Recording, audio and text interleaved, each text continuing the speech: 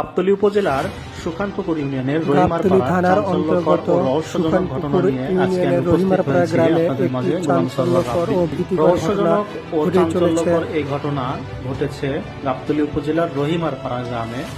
স্থানীয় সূত্রে জানা যায়, সুখানপুকুর ইউনিয়নের রহিমারপাড়া এলাকায় একটি গোমা বা বিষধর বোকরা সাপ প্রতিদিন নিয়মিতভাবে দেখা যাচ্ছে। এই যে আপনারা স্ক্রিনে যে সাপটি দেখতে পাচ্ছেন, এটি প্রতিদিন সকাল 11টা থেকে দুপুর 2টা পর্যন্ত সাপটিকে এভাবে একটি গর্ত থেকে মাথা বের করে রাখতে দেখা যায়। কিন্তু যেই মুহূর্তেই উৎসুক জনতা সাপটিকে মারতে যায়, ঠিক সেই মুহূর্তে রহস্যজনকভাবে সাপটি উধাও হয়ে যায়। শুধু উধাই হয় না, চোখের পলকে এটি উধাও হয়ে যায়। স্থানীয় সূত্রে জানা যায়, ঘটনাটি শুধু একবার নয়, বারবার এমন ঘটনা ঘটছে, যা দেখে এলাকাবাসীরা হতবাক হচ্ছে।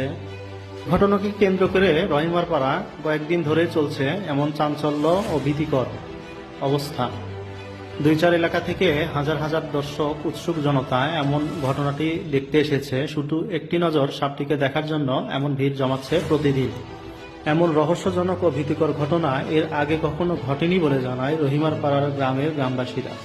শুধু রহস্যজনক বললে ভুল হবে, এখন বৃদ্ধ থেকে শিশুরা সবাই আছে ঝুঁকিতে। এই রহস্যজনক ঘটনা আপনার মতামত কি এমন হতে পারে যে সাপটি?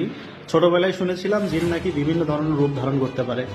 এমন তো না যে জিন সাপের রূপ ধারণ করে এমন চাঞ্চল্যকর ঘটনা ঘটাচ্ছে। অনেক প্রশ্ন জাগে মনে। তবে কি হতে পারে এই সাপটি? অবশ্যই কমেন্ট করে জানাতে ভুলবেন না। আপনার এলাকায় এমন ঘটনা ঘটেছে কিনা অবশ্যই কমেন্ট করে জানাবেন।